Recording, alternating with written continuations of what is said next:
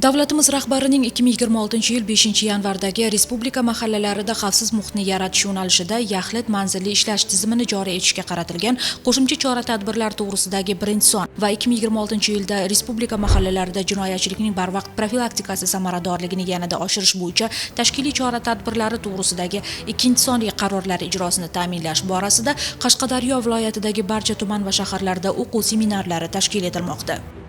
Qabul qilingan qarorlar ijrosini ta'minlash maqsadida viloyatimiz hududida bugungi kunda Qashqadaryo viloyat Ichki ishlar boshqarmasi boshlig'i huzurida barcha 16 shahar tumanlarida o'quv seminar tashkil etilgan va amalga oshirib kelinmoqda. Ushbu o'quv seminarini tashkil etishdan asosiy maqsad viloyatimiz hududida joylashgan qizil toifadagi mahallalarni ijtimoiy profilaktika hamda jinoyatchilikka qarshi barvaqt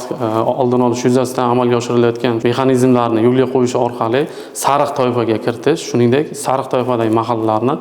jinoyat xoli zonaga aylantirish va yashil toifaga o'tkazish maqsadida amalga oshirilmoqda. Ahamiyatli tomoni biriktirilgan mas'ul rahbarlar va muassasalar zimmasiga o'z hududlarida huquqbuzarliklar profilaktikasini tashkil etish, namunasini yaratish, yo'l xaritalari bilan belgilangan vazifalarning amalga oshirilishini ta'minlash hamda ijtimoiy profilaktika tizimini yo'lga qo'yish bo'yicha shaxsiy javobgarlik yuklatildi. Shuningdek, seminar ishtirokchilariga obod va xavfsiz mahalla tamoyili asosida o'z mahallalarida ijtimoiy profilaktika tizimi samaradorligi va natijadorligini oshirish, kriminagen vaziyati og'ir mahallalarda tashkiliy shtat tuzilmasi asosida mahalla huquq-tartibot maskanlari faoliyatini yo'lga qo'yish ham belgilandi. Muqaddam sudlangan shaxslar tomonidan takroriy jinoyat sodir etilishining oldini olish va ularning ijtimoiy moslashuvini ta'minlash samaradorligini oshirish ham doimiy diqqat markazida bo'lishi ta'kidlandi. Viloyat miqyosida tashkil etilgan qisqa o'quv seminarlarida boshqarma boshlig'i barcha tumanlardagi mahallalarda yo'l xaritasi bo'yicha manzilli chora-tadbirlar amalga oshirilishi